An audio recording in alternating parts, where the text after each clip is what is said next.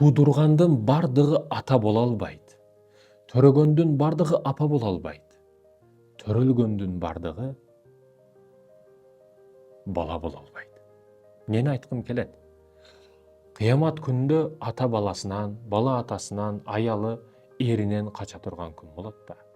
Бүгүн сиз атасыз семьяда, бирок аялыңыз билсе сиз менен ажырашып кете турган деңгээлде күнөө иштерди кылып атасыз. Аялыңыз билбейт, балаңыз билбейт, бирок акыретте Аллах Тааланын алдында суроо жооп болот. Сиз көп кылмыштарды кылып атасыз бала болуп туруп. Апаңыз көрбөйт, атаңыз жок, агайыңыз көрбөй калат, мугалим көрбөй калат, көп кылмыштарды кылып атасыз. Бирок эртең кыяматта эсеп кысабы бар. Аялсыз кыянат кылып атасыз эриңизге, ойноштук кылып атасыз, арам иштерди кылып атасыз. Окутуп коюп атасыз. Кара дуа бирдекелерди кылдырып атасыз күйөөңүзгө карата. Башын айлантып. Көрбөй атат көбү. Бирок акырет ошондуктан бар.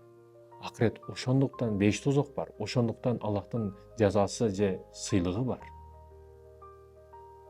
Бул дүйнөдө мыйзам көрбөстөн көп күнөөлөрдү кылат адамдар.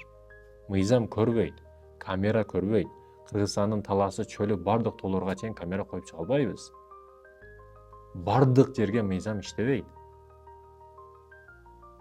Айтайын дегеним, бирок Аллахтын мыйзамынын алдында ар дайым биз кала беребиз. Китебибизди жаза беребиз.